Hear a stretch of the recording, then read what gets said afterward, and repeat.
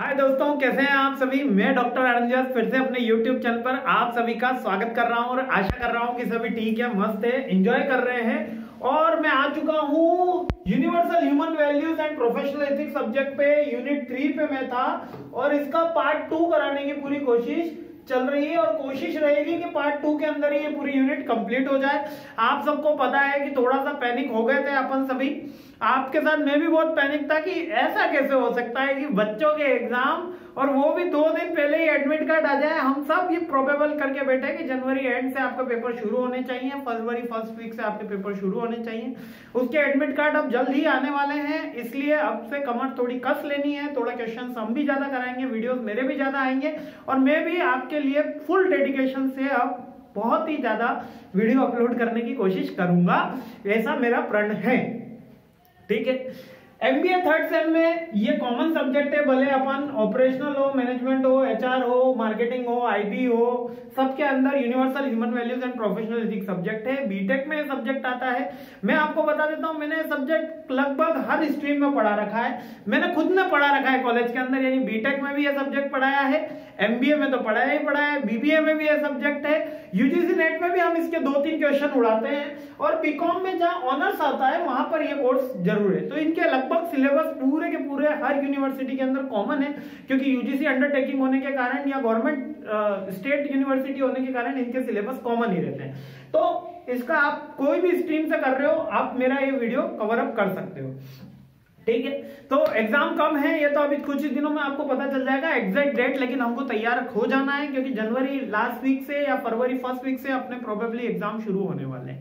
MBA third same वाले AKTU की बात कर रहा हूं मैं, है ना। बीटेक वाले बच्चों के तो हो गए हैं, ठीक है। बाकी बीबीए बीकॉम के थोड़े से लेटर ऑन है, तो अपन इसके थर्ड यूनिट पे आ जाते हैं। अब थर्ड यूनिट का जो सेकंड टॉपिक है वो कौन सा है, ये है मीनिंग ऑफ न्याय। अगर इसको एग्जैक्टली अगर इंग्लिश में बोलते हैं तो न्याय आता है and programme for is fulfilment to ensure उभय तृप्ति। अब इसके अंदर क्या है कि काफी हिंदी के वर्ड आ जाते हैं, जिससे बच्चों को एग्जैक्ट जो हिंदी आती है उसमें भी प्रॉब्लम आने लग जाती है, मतलब शुद्ध हिंदी आ गई है इसके अंदर। अब न्याय का मतलब वैसे तो न्याय है, जब हम बोलते हैं तब न्याय है, लिख रहे हैं तो इंग्लिश में न्याय लिख रहे हैं और मतलब इसका जस्टिस है। अब ये जस्टिस क्या होता है, जस्टिस का मतलब यहां पर है कि एक सेकेंड, हाँ, जस्टिस ये फर्स्ट टॉपिक है। जस्टिस का मतलब है कि जिस व्यक्ति के साथ जो सही है वो सही किया जाएगा, जो गलत है वो गलत किया जाएगा। यदि उसने कोई ऑफेंस करा है, क्या करा है, ऑफेंस करा है, कोई क्राइम करा है, तो उसको उसके अनुसार ही क्या दिया जाए, पनिशमेंट दिया जाए। इसी को यहां पर जस्टिस बोला गया है। जस्टिस का मतलब कि ये सिखाना कि ये चीजें क्राइम के अंदर है, ये चीजें गलत है, ये चीजें हार्म करने वाली हैं, इसका आपको फल मिलेगा। यानी कि हमेशा बोला जाता है ना, ऊपर वाला देख रहा है भैया, ऊपर वाला देख रहा है। तो इस सब्जेक्ट में भी यही बता रहे हैं कि मीनिंग ऑफ न्याय इज दिस, कि एक फीलिंग है इनहेरेंट कि जस्टिस होगा ही होगा। और ये कहां से सिखाया जाता है, फैमिली से स्टार्टिंग करी जाती है। कहां से सिखाया जाता है, फैमिली से स्टार्टिंग करी जाती है। माता पिता सिखाते हैं हर बच्चे को कि क्या सही है और क्या गलत है, क्या न्यायोचित है। न्यायोचित का मतलब यदि तुम्हारे ऊपर कोई अटैक कर रहा है, अब मान लो कोई एक लड़की है, उसको 5 लड़कों ने घेर लिया और दे आर ट्राइंग टू हराश, वो हराश कर रहे हैं, वो बुली कर रहे हैं उसको, और लड़की ने वहां पर उनको 2 टिका कान के नीचे, तो क्या वो जस्टिफिकेशन है, क्या वो सही है। तो यहां पर जस्टिस में बोला जाता है हाँ वो राइट है, यानी कि आप कह सकते हो सेल्फ डिफेंस के अंदर कोई अगर आप एक्शन लेते हो तो वो सही है। यानी कि मर्डर के 2 परसेप्शन है, यानी कि किसी को मारने के 2 परसेप्शन है। याद रखना, ये जस्टिस से डिपेंड होता है। आपने किसी टेररिस्ट को मारा तो आपको गवर्नमेंट मेडल दे देती है ना। आपने वहीं एक आम आदमी को मारा, एक नॉर्मल सिटीजन को मारा, कॉमन मैन हम जिसको बोला जाता है, कॉमन मैन को आपने मारा, तो क्या करते हैं कि भैया 14 साल की सजा दे देगी या फांसी दे देगी।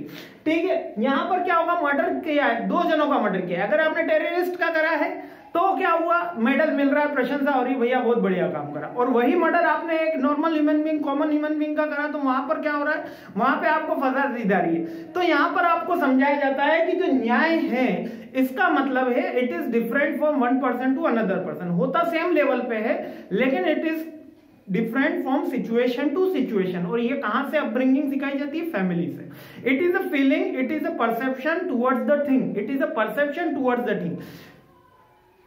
कुछ टेररिस्ट के लिए लोगों को मारना न्याय कहलाता है और हमारे जैसे भारतीयों के लिए उन टेररिस्टों को मारना न्याय कहलाता है।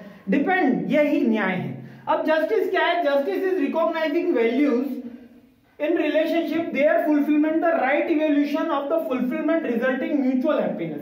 means justice का मतलब mutual happiness, right evaluation हुआ। right evaluation का हुआ का मतलब क्या है, यहाँ पर right evaluation का मतलब यह है कि आपने जो सम्मान, right evaluation का मतलब क्या है, evaluation का मतलब यहाँ पर क्या है, आपने जो रेस्पेक्ट आपको दी है, किसी को दी है, रेस्पेक्ट अगर किसी को दी है, ए ने बी को दी है, हमने मिस्टर पिंटू को जो दी है वही मिस्टर पिंटू हमें रिटर्न करें, उतनी ही रेस्पेक्ट दें, that is the justice. That is necessary for mutual happiness. अगर हम किसी को रेस्पेक्ट देते रहें और वो हमको रेस्पेक्ट ना दे तो इससे क्या होगा, इनजस्टिस होगा और इससे क्या होता है, रिलेशनशिप ब्रेक हो जाता है। तो ये रिलेशनशिप का फर्स्ट है कि जस्टिफिकेशन होना चाहिए। जस्टिफिकेशन तो वैसे आपको देना नहीं चाहिए रिलेशनशिप के अंदर, लेकिन जस्टिस होना चाहिए, न्याय होना चाहिए।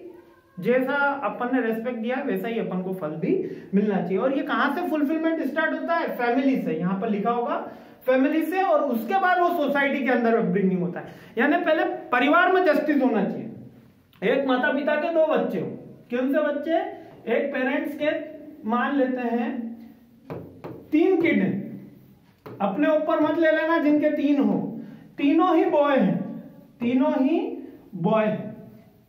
पेरेंट्स के 3 किड है और तीनों ही बॉय हैं। नाम नहीं लिख रहा हूं मैं, B1 B2, यहाँ पे 1 2 3 कर देते हैं ताकि किसी को लगे नहीं कि हमारे लिए। अब क्या है, जो फर्स्ट है वो फादर का बहुत लाड़का है, थर्ड जो है वो माँ की बहुत लाड़का है।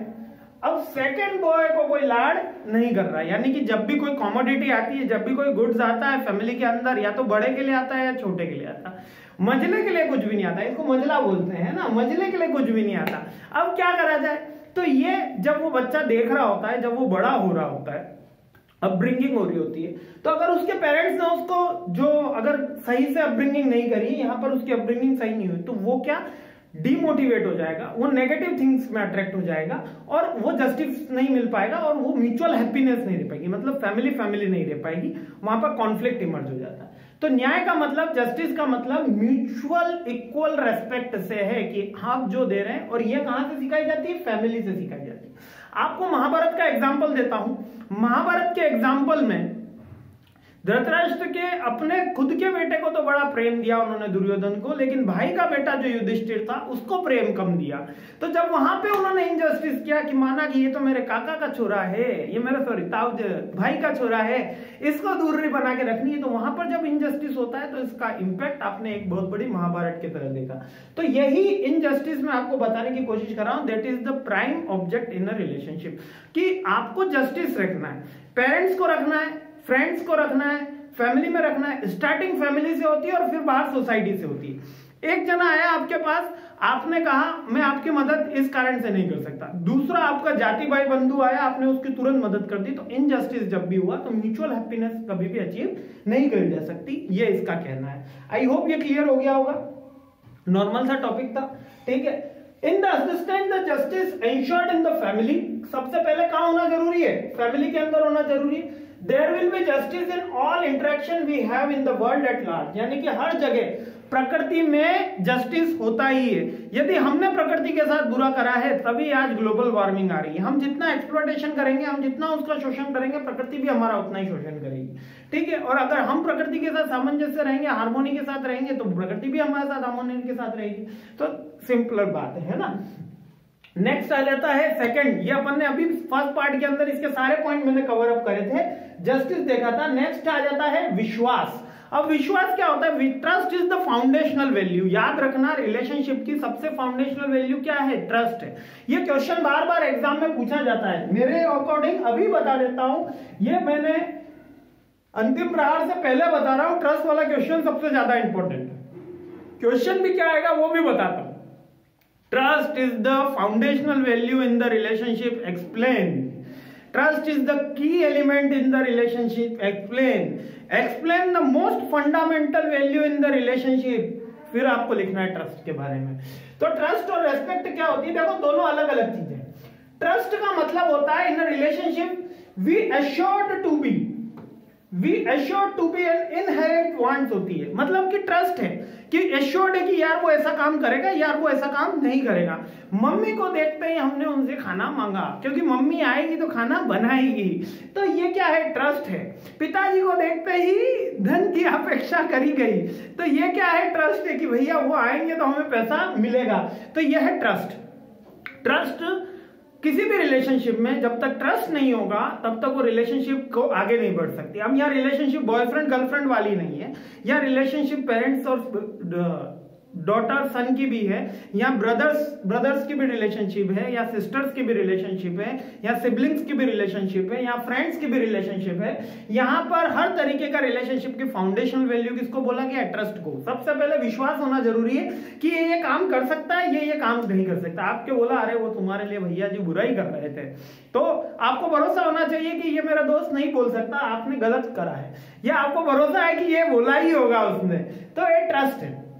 Getting my point is inherent feeling होती है। इनहेरेंट का मतलब कि तो फोर्सफुली हम किसी से ट्रस्ट नहीं करवा सकते। यदि हमको लाइफ के अंदर किसी को ट्रस्ट करना है तो उसको जीतना पड़ेगा। आज आप मेरे ऊपर ट्रस्ट तब करते हो जब मैंने गेन किया है, हमारे क्वेश्चन थोड़े बैठ गए, वो माता जी की कृपा रही तो बैठ गए, आपकी अच्छी किस्मत रही बैठ गए। अगर नहीं बैठते तो अभी आप ही हमको कह रहे होते कि सर पिछली बार तो एक भी क्वेश्चन नहीं आया था, इस बार अंतिम प्रहार मत लाना। तो ये वाली बात है। तो ट्रस्ट क्या कहलाता है? एक इनहेरेंट फीलिंग है। It is not forceful. Simple है ना, फोर्सफुल नहीं है, इनहेरेंट फीलिंग है। जैसे मोटिवेशन इनहेरेंट होता है, स्वतः ही आता है, हमको ट्रस्ट होता है। वैसे देखा जाए तो जीवन के अंदर हमको केवल 3 ही चीजों पे ट्रस्ट होता है। 100% ट्रस्ट, जिसको हम क्या कहते हैं? 100% ट्रस्ट। थोड़ा सा आउट ऑफ कॉन्टेक्स्ट चल रहे हैं लेकिन बात समझानी आपको जरूरी है। 100% ट्रस्ट होता है। कौन सी चीजों पे 100% ट्रस्ट होता है सर?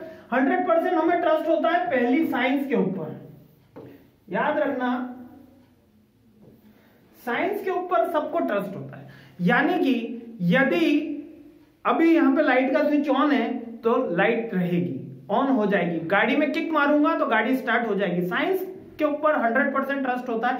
रोज हम गाड़ी लेकर आते हैं, कभी ये नहीं सोचते कि किक मारेंगे साला गाड़ी की चालू करेंगे तो वो चालू होगी कि बंद होगी। तो साइंस पे हमको ट्रस्ट रहता है 100%। बात समझ में आ गई? ठीक है। सेकंड, हमको किसके ऊपर ट्रस्ट रहता है? एक्सपीरियंस के ऊपर ट्रस्ट रहता है। शक्कर खाई पता चला स्वीट है, मिर्ची खाई पता चला स्पाइसी है, नमक खाया पता चला सॉल्टी है। तो क्या हुआ? मेरे को एक्सपीरियंस हुआ। जब मेरे को एक्सपीरियंस हुआ तो मेरे को ट्रस्ट हुआ कि हाँ ये चीज का टेस्ट ऐसा है। उसके बाद स्वयं कोई आके मेरे को बोल देगा ना यार शक्कर तो वो तीखी होती है, मत खाया करो, तो हम मानने वाले नहीं है। तो हमको किसके ऊपर ट्रस्ट होता है? जो हमने एक्सपीरियंस किया है। हमको किसके ऊपर ट्रस्ट होता है? जो साइंस के द्वारा प्रूवन है। इसके अलावा हमको ट्रस्ट होता है लाइवलीहुड की चीजों पर। लाइवलीहुड की थिंग का क्या मतलब है कि कल ऑक्सीजन मिलेगा ही मिलेगा, कल अर्थ रोटेट होगा ही होगा, कल सनरेज होगा ही होगा। अगर ना हो, कल ऑक्सीजन ना मिले तो आज हम पढ़ाई करेंगे, आज हम ह्यूमन वैल्यूज के पेपर की तैयारी करेंगे? नहीं करेंगे। क्यों नहीं करेंगे? क्योंकि हमें पता चल रहा है कि कल सनरेज होने वाला नहीं है। लेकिन हम क्या मानते हैं कि कल भी सूरज देवता आएंगे और हमें उठाएंगे। यानी कि हम प्लानिंग कर रहे होते हैं जीवन यापन के लिए जो चीजें जरूरी है, हम उस पर ट्रस्ट करते हैं, हम एक्सपीरियंस पर ट्रस्ट करते हैं, हम हमारे एक्सपीरियंस और साइंस के ऊपर ट्रस्ट करते हैं। इसके ऊपर अगर कोई कहता है कि हम भगवान के ऊपर ट्रस्ट कर रहे हैं तो छोड़ दीजिए पेपर, हम कह रहे हैं पढ़ना लिखना सब छोड़ दीजिए और कहिए भगवान के मन में होगा वो करेगा। या बोल दीजिए कि भगवान ने हमको इसीलिए रख रखा है, भगवान आके साक्षात हमको यहाँ पेमेंट करेंगे, तो मीरा बन जाएंगे तो वो अमृत, जहर भी अमृत बना देंगे, भगवान में इतनी शक्ति है। लेकिन यहाँ पर आपको ट्रस्ट उसके ऊपर 100% करना होगा। लेकिन याद रखिए, बात भले कड़वी है लेकिन सच है, कि हम हमारे ईश्वर के ऊपर 100% ट्रस्ट नहीं कर पाते। अगर ईश्वर ऊपर बैठा है पर्वत के ऊपर, तो मैं कभी वहां से निकलूंगा ही नहीं। हम थोड़ी देर विजिट करके आए, उनके दर्शन करके आए, थोड़ा नमस्कार करा, चमत्कार होगा, और ऐसे आशा लेके वापस नीचे आ गए, और वहीं नीचे हमको 4 लोगों ने रोक लिया और 2 मार दिए कहीं खींच के। तो हमने क्या बोला, अरे भगवान तुमने हमारे साथ बहुत बुरा करा। क्यों? तुरंत उसके ऊपर से ट्रस्ट खत्म। क्यों? क्योंकि हमको 100% ट्रस्ट नहीं है। 100% ट्रस्ट होगा तो आत्मा से परमात्मा का मिलन आपको रोक नहीं सकता। होना चाहिए, मैं कहता हूं कि हर किसी को 100% भगवान पर ट्रस्ट होना चाहिए। जिस दिन वो अचीव हो जाता है तो वो सुप्रीम पावर पा सकता है। लेकिन ये होना बड़ी, बोलना आसान है मेरे को भगवान पे भरोसा है, मेरे को सब पे भरोसा है, लेकिन प्रैक्टिकल लाइफ के अंदर अगर कुछ भी इम्बैलेंस होता है तो हम सबसे पहले दोष उन्हीं को देते हैं। अरे वो तो परम पिता है, वो क्यों हमारे साथ कोई बुरा करेंगे? जो माँ बाप हमारे साथ कुछ बुरा नहीं करते तो वो तो हम सबके माँ बाप हैं, तो क्यों बुरा करेंगे? तो इसलिए मैं कह रहा हूं कि हमको केवल 3 चीजों पे ट्रस्ट है। किस पे है? साइंस पे है, एक्सपीरियंस पे है और लाइवलीहुड की थिंग पे। बाकी किसी पे हम ट्रस्ट करते हैं वो आधा अधूरा करते हैं, ये मेरा अकॉर्डिंग है ना। तो ये ट्रस्ट जो होती है फाउंडेशनल वैल्यू होती है। अब बहुत से जरा इसमें कॉन्फिडेंस भी मत बढ़ाना, अपन को पढ़ना भी है, इसलिए पॉइंट्स मेरे अकॉर्डिंग चलने देना, ठीक है? ये समझाना जरूरी था इसलिए। अब ट्रस्ट आपको समझ में आ गया। अब नेक्स्ट है डिफरेंट इंटेंशन एंड कॉम्पिटेंस। ये क्वेश्चन भी कभी कभी छोटे के अंदर बन जाता है। इंटेंशन और कॉम्पिटेंस का मतलब क्या है? इंटेंशन का मतलब है willingness to do a act. Intention का मतलब क्या है? विलिंगनेस, क्या कि आप वो काम करना चाहते हो, विलिंगनेस है कोई काम करने के लिए। लेकिन कॉम्पिटेंस, आप में वो क्षमता है, इसके बारे में क्या है? एबिलिटी। अब दोनों अलग अलग चीजें हैं। मैं बहुत अच्छा पढ़ना चाहता हूं, क्या उतनी क्षमता है? विलिंगनेस। इंटेंशन एक डिफरेंट थिंग है और कॉम्पिटेंस एक डिफरेंट थिंग है। इंटेंशन अगर किसी का अच्छा रहता है तो एबिलिटी अचीव करी जा सकती है, लेकिन एबिलिटी से इंटेंशन हो जाए ऐसा जरूरी नहीं है। क्योंकि यहां पर रिलेशनशिप की बात हो रही है तो अपन मनी की बात करते हैं। मिस्टर पिंटू अपने 2 दोस्त के पास गया, एक चिंटू के पास गया और एक टिंकू के पास गया, ठीक है? चिंटू के पास पैसा नहीं है और टिंकू के पास ह्यूज अमाउंट में पैसा है। मान लो इसके अकाउंट में अभी 10,000 करोड़ रुपए रखे हुए हैं, चिंटू के अकाउंट में मात्र 100 रुपए रखे हुए हैं। मिस्टर पिंटू को पैसों की जरूरत हुई, समझिएगा थोड़ी सी चीज को। मिस्टर पिंटू को की रिलेशनशिप कैसे वर्क कर रहा है। मिस्टर पिंटू की जरूरत हुई तो चिंटू के पास गए और उन्होंने बोला कि भैया पैसे चाहिए। तो उन्होंने कहा अभी हमारे पास 100 रुपए, इससे ज्यादा हम नहीं दे सकते। उनको डिमांड थी 1000 रुपए की। इन्होंने कहा हम नहीं दे सकते। तो ही इज नॉट, क्या है? कॉम्पिटेंट नहीं है, एबल नहीं है उनकी हेल्प करने में। तो यहां पर रिलेशनशिप ब्रेक नहीं होगी। यदि हम कॉम्पिटेंट नहीं होंगे तो कभी भी रिलेशनशिप ब्रेक नहीं होगी, क्योंकि आपको पता है कि वो ये काम कर ही नहीं सकता। आपको पता है कि वो ये काम कर ही नहीं सकता। He is not able to do. आप कहो कि भैया हम तो तुम्हारे लिए चांद तारे तोड़ के लाएंगे, तो पहले लाओ फिर बात करेंगे, तो वो कॉम्पिटेंट तो है नहीं, उसने बस बोल दिया। तो ये is not competent to able to do. तो यहां पर रिलेशनशिप ब्रेक नहीं होगी। लेकिन मिस्टर पिंटू टिंकू जी के पास गए, उनके अकाउंट में 10,000 करोड़ रुपए पड़े और बोला कि मात्र 1,000 रुपए दे दो। तो वो टिंकू जी बोल रहे हैं कि भैया हम तो नहीं दे पाएंगे। तो यहां पर इंटेंशन की बात है। जब आपकी इंटेंशन रॉन्ग होगी तब वहां पर क्या होगा? रिलेशनशिप ब्रेक हो जाएगी। बोलेंगे रिंकू जी अब तुम्हारा हमारा व्यवहार खत्म। क्यों? क्योंकि तुम कॉम्पिटेंट थे फिर भी तुमने हमारी हेल्प नहीं करी। तो that is the problem of intention. Clear है ना? तो intention means willingness to do a act और competence means ability to do a act. अब ये पूरी थ्योरी है, नोट्स मिल जाएंगे थोड़ी देर के अंदर, पढ़ लेना। मस्त रहो, देखो समझते रहो, मस्त रहो, खुश रहो, एंजॉय करते रहो और इसी के साथ भी पढ़ते भी रहो। सारी चीजें मस्ती मजाक के साथ अपन सारी चीजें कंप्लीट कर देंगे, कोई भी टेंशन की बात नहीं है। एक एक करके मैं सारे टॉपिक, सारे यूनिट, सारे कोर्स करवा दूंगा, आप चिंता मत करना। अंतिम प्रहार भी लेकर आ रहा हूं, सारी चीजें कंप्लीट होगी। अगला टॉपिक पढ़ते हैं और उसके साथ एंजॉय करते हैं। क्या कह रहा है? सम्मान। जैसे जो फाउंडेशन वैल्यू थी हमारी ट्रस्ट थी, उसके अलावा अगली जो टॉपिक है वो है सम्मान। यानी कि हम क्या पढ़ रहे हैं, हम रिलेशनशिप के वैल्यूज पढ़ रहे हैं, हम रिलेशनशिप के अंदर फीलिंग्स पढ़ रहे हैं। उसके अंदर कह रहा है कि सम्मान, सम्मान का मतलब होता है हर किसी की डिफरेंट वैल्यू। सम्मान यानी कि डिफरेंट वैल्यू यानी रेस्पेक्ट। सम्मान को आप रेस्पेक्ट से नाम से लेते हैं। Individually prime object is first basic step toward respect. Once we realise that we are individual then only we can see our different from other. In other word respect mean right evolution to be इवोल्यूटेड as M आई।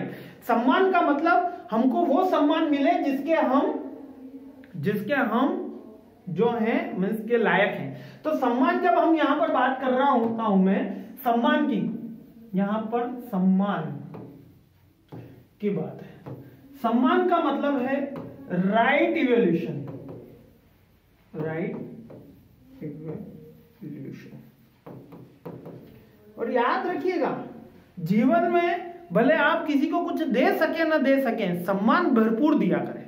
सम्मान किसी को भी, मुझे दे ना दे, लेकिन सम्मान जीवन में अपने बड़ों को भरपूर दिया करें। अगर जीवन में आपको कभी आगे बढ़ना है, मैं चापलूसी नहीं कह रहा हूं, मैं आपको यह नहीं कह रहा कि उनकी चाटुकारिता करनी है, मैं कह रहा हूं किसी का भी अपमान करने से बढ़िया है उसको सम्मान करें, उसके लिए कृतज्ञ हो। आपके टीचर्स के प्रति, अपने पेरेंट्स के प्रति, अपने भाइयों के प्रति, अपने दोस्तों के प्रति, अपने रिश्तेदारों के प्रति, जिन्होंने भी आपके जीवन में कुछ 1% भी एड ऑन किया है, मैं कह रहा हूं 0.01% भी एड ऑन किया है, उनके लिए क्या आपके मन में होना चाहिए, रेस्पेक्ट होनी चाहिए। रेस्पेक्ट का मतलब द राइट इवोल्यूशन, कि हमको इसका रिकॉग्निशन। बात समझ में आई? Respect is the feeling they are upfront of above. हम क्या मानते हैं कि ये हमसे अपफ्रंट है। क्या मानते हैं?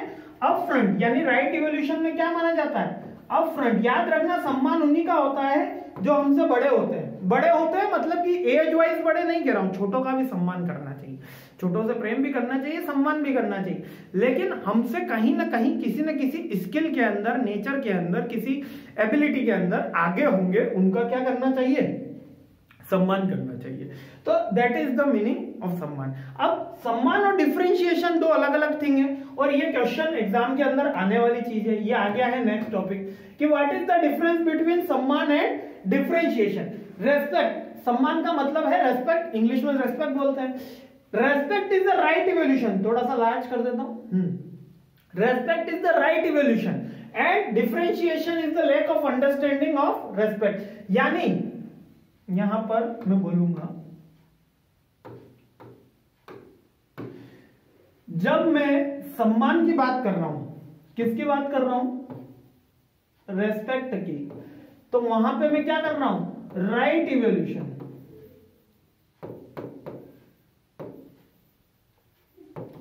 और जब मैं डिफरेंशिएशन की बात करता हूं, वर्सेस डिफरेंशिएशन, तब इसका मतलब है कि दो को केवल डिवाइड कर लेना। क्या कर लेना? डिवाइड कर लेना। जैसे कि मान लेते हैं कि मैं महात्मा गांधी जी का साहब सम्मान कर रहा हूं, तो मैं मतलब उनको काफी एज समझ रहा हूं, उनके जो विचारधारा है उनसे मैं सहमत हूं, और मैं कह रहा हूं कि महात्मा गांधी जी और अब्दुल कलाम जी के बीच में मैं डिफरेंशिएट करता हूं। यानी कि एक ने मिसाइल के ऊपर काम किया, एक साइंटिस्ट रहे, एक जो रहे हमारे भारत की आजादी के ऊपर वीर रहे, तो मैं इनको डिफरेंशिएट कर रहा हूं। यहां पर सम्मान की बात नहीं, सम्मान is different thing and differentiation is different thing. Differentiation we recognise the other level, मतलब कि ये हम किसी को कंपेयर करते हैं, तब क्या करते हैं? डिफरेंस करते हैं, कंपेयर करते हैं। टू वेरिएबल्स के बीच में कंपैरिजन हो रहा है तो वो डिफरेंशिएशन कहलाता है। सम्मान का मतलब है कि वी अपवर्ड है, वो अपफ्रंट है हमसे, ठीक है। सम्मान इज द राइट इवोल्यूशन होता है, differentiation is the lack of understanding of respect, कि हम इसको समझ नहीं पाए। Respect is other generated by the right evolution understanding which leads to fulfilment in the relationship. यानी सम्मान का होना रिलेशनशिप में एक बहुत जरूरी है। पति का पत्नी के प्रति और पत्नी का पति के प्रति सम्मान का होना बहुत जरूरी है। पिता पुत्र को करे ना करे, पुत्र को पिता की सम्मान करनी ही चाहिए, तभी वो आगे बढ़ सकता है जीवन में। ये एक विधि का विधान है, ठीक है। लेकिन डिफरेंशिएशन का मतलब क्या है? जब हम डिफरेंशिएट कर रहे हैं, ये लड़का, ये लड़की, ये हिंदू, ये मुस्लिम, ये सिख, ये ईसाई, हम डिफरेंशिएट कर रहे हैं, हम सम्मान नहीं कर रहे हैं, हम किसी की आइडियोलॉजी का सम्मान नहीं कर रहे, रेस्पेक्ट नहीं कर रहे, हम डिफरेंशिएशन कर रहे हैं। ये जनरेशन बेस पे हो सकता है, जेंडर पे हो सकता है, कास्ट पे हो सकता है, पावर पे हो सकता है, ये अमीर, ये गरीब, ठीक है। That leads to escalation of the problem of the society which further lower the respect and the shown in the other society. जब सोसाइटी में एक धर्म दूसरे धर्म को सम्मान करना शुरू करेगा, यानी रेस्पेक्ट करना शुरू करेगा, तो हम एक होंगे। जब हम एक दूसरे का डिफरेंशिएट करना शुरू करेंगे कि आपके धर्म में तो ऐसा होता है और हमारे धर्म में ऐसा होता है, हम तो मंदिर जाते हैं और आप मस्जिद जाते हो, देखो दोनों एम से शुरू हो रहे हैं, ठीक है। अगर एक जगह रेस्पेक्ट की बात आएगी तो दोनों कहेंगे कि आप अपन दोनों क्या कर रहे हैं, गॉड की फुलफिलमेंट कर रहे हैं, भगवान की फुलफिलमेंट के लिए, उनको खुश करने के लिए, अच्छे काम करने के लिए कोई एक्ट कर रहे हैं। आप मंदिर जा रहे हो या मस्जिद जा रहे हो, ये डिफरेंशिएशन का पार्ट हुआ। लेकिन रेस्पेक्ट का पार्ट क्या हुआ, there is a ideology of Muslim, there is a ideology of Hindu. तो दोनों की जब आइडियोलॉजी में डिफरेंशिएशन अगर करोगे तो वो क्या करेगा, रेस्पेक्ट को डिक्लाइन करेगा। लेकिन अगर दोनों की आइडियोलॉजी के ऊपर की बात करोगे कि दोनों में एंड ऑफ द डे कौन है, सब में बोला गया है हर एक जना, सुप्रीम पावर सिंगल। हमारे यहां बोला गया है सुप्रीम पावर सिंगल, उसके अलग रूप बताए गए हैं। कोई मूर्ति पूजा करता है, कोई मूर्ति पूजा नहीं करता है, तो ये डिफरेंट पावर है। तो अगर उसका डिफरेंशिएशन करोगे तो वो डिफरेंट थिंग है। अगर उसकी रेस्पेक्ट करोगे तो आपको क्या मिलेगा, म्यूचुअल हैप्पीनेस मिलेगी, आपके रिलेशनशिप लॉन्ग टर्म बिल्ड होगी।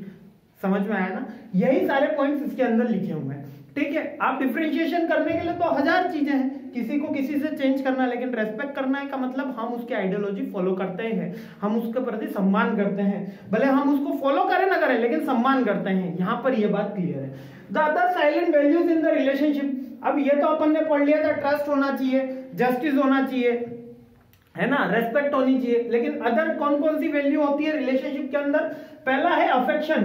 Affection is the feeling being related, कि वो अपना है। क्या है, वो अपना है। गाड़ी चल रही थी, एक एक्सीडेंट हो गया, गाड़ी चल रही थी, एक एक्सीडेंट हो गया, मैंने दूर से देखा, मेरे को लगा अरे बड़ी दुख की बात है यार, एक्सीडेंट हो गया। दूसरी बार गाड़ी फिर चल रही थी, फिर किसी का एक्सीडेंट हो गया, इस बार वो मेरा कोई मित्र था, भगवान न करे मेरे किसी मित्र के साथ हो, लेकिन मेरे को ज्यादा दुख हुआ।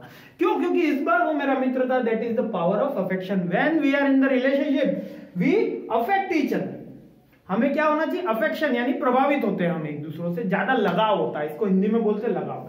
केयर, रिलेशनशिप में अगला क्या होता है, केयर, कि हमको एक दूसरे की क्या करनी चाहिए, केयर। उसको खराब लगे तो हमें वो एक्ट नहीं करना है, या हमें खराब लगे तो वो ये एक्ट न करे। तो इससे क्या होगा, एक रिलेशनशिप, साउंड रिलेशनशिप, अच्छी रिलेशनशिप बनेगी। नेक्स्ट क्या होता है, गाइडेंस। हमारे कितने दोस्त खैनी खाते हैं, सबसे पहले जाके हम उनको टोकते हैं कि भैया तुम खैनी खाना बंद करो, तंबाकू बंद करो। भैया करोड़पति हो, बिल्डर हो, ठीक है, लेकिन at the age of the time एक टाइम आएगा जब बॉडी साथ नहीं देगी, जब कैंसर तुम्हें घेर लेगा अगर तुमने इसको खाना बंद नहीं करा तो। एक मित्र ही वही है जो उनको गाइड करे, ना कि ये बोले लो भैया आप भी खाओ हम भी खिलाएं। क्योंकि ये गाइडेंस कौन कर सकता है, अगर आपका कोई सच्चा, आपको एक सिंपल सी बात बताते हैं जीवन के अंदर, यदि आपका कोई सच्चा मित्र है ना, तो वो हमेशा आपसे लड़ाई करेगा, वो आपसे हमेशा बदतमीजी से ही बात करेगा अधिकतर, कि यार कहाँ हो, हमें मिलने आओ जल्दी से। लेकिन कोई आपसे काम करवाना चाहता है, यदि आपसे कोई वर्क करवाना चाहता है, याद करना, क्या करवाना चाहता है, वर्क करवाना चाहता है, तो वो हमेशा आपसे प्रेम से बोलेगा। जिसको भी आपसे क्या करवाना है, वर्क करवाना है, वो आपसे हमेशा कैसे बोलेगा, मीठा बोलेगा। ये एक जीवन का नियम है। जो भी प्यार से बात कर रहा है ना आज की तारीख में, तो एकदम माता पिता बड़े प्यार से बात करते हैं, घर वाले बड़े प्यार से बात करते हैं, तो कभी कभी हमको लगता है कि ये कहीं सब्जी लेने ना भेज दे हमें।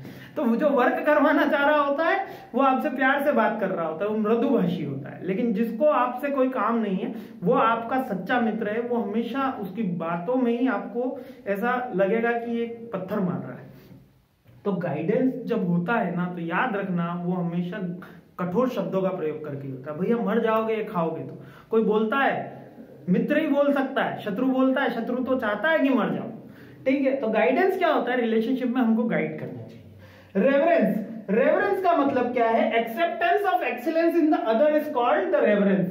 Reverence the feeling of acceptance, acceptance of excellence in the other is called reverence when we see the other has achieved in excellence. यानी कि मेरा कोई दोस्त कल उठ के आईएएस बन गया, अरे बड़े दुख की बात है यार, वो आईएएस बन गया, वो पढ़ाई लिखाई तो करता नहीं था, नहीं, वो आईएएस बन गया, उसने क्षमता थी, उसने मेहनत करी, वो आईएएस बन गया, उसने उसके एक्सीलेंस को अचीव किया, तो मेरे को उस पर खुशी होनी चाहिए।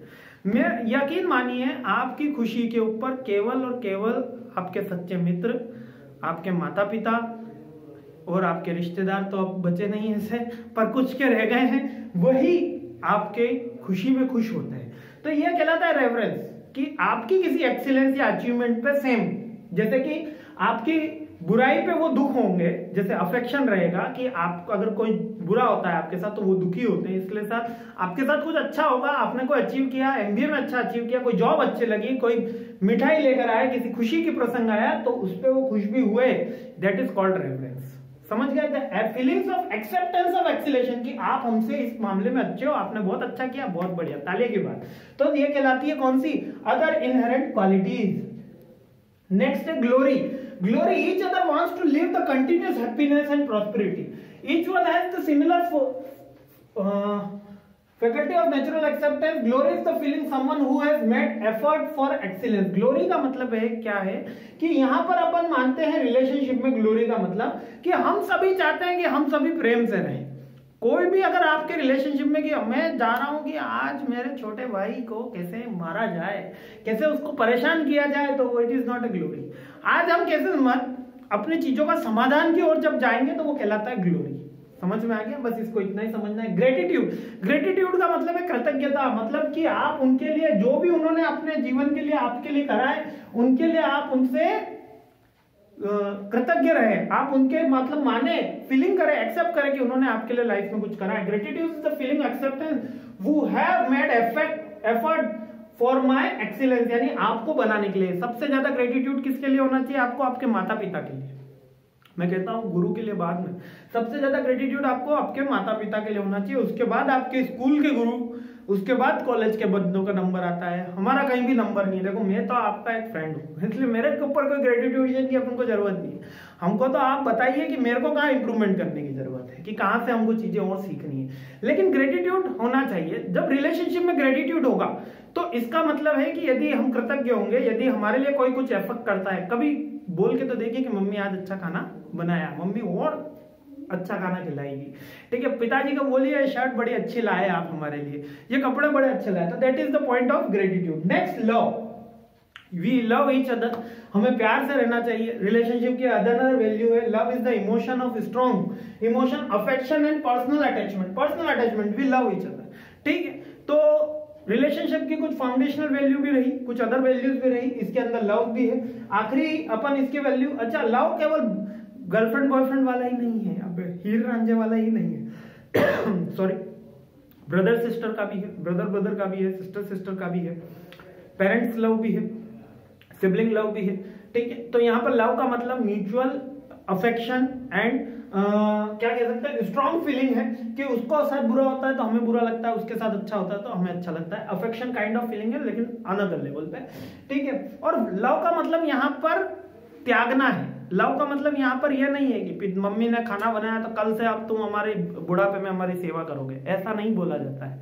वो हमारे लिए खाना बना रहे हैं तो उनको क्या चाहिए कि आप अपने जीवन में आगे बढ़े। ये नहीं चाहिए कि आप बड़े बनने के बाद उनकी हेल्प करें, वो बहुत अच्छी बात है, वो सम्मान है, लेकिन उन्होंने इसलिए नहीं करा है कि आप उनकी हेल्प करें।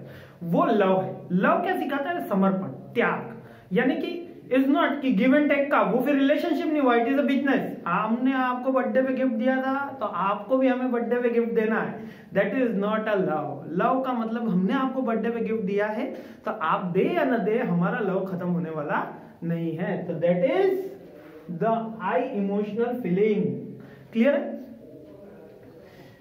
अब नेक्स्ट टॉपिक है understanding of the harmony in the society. Next video के अंदर ही कवर अप करता है, 33 मिनट का ऑलरेडी वीडियो हो गया है, तो पार्ट 2 में कंप्लीट कर नहीं पाया हूं, 2-4 और स्लाइड्स हैं, पार्ट 3 के अंदर अपन वाइंड अप करेंगे। तो जय हिंद, मुस्कुराते रहिए, मस्त रहिए, खुश रहिए, और कैसा लगा आपको, समझ में आया नहीं आया, please feel free to comment, and thanks for watching my this video. I really appreciate your time. Thank you.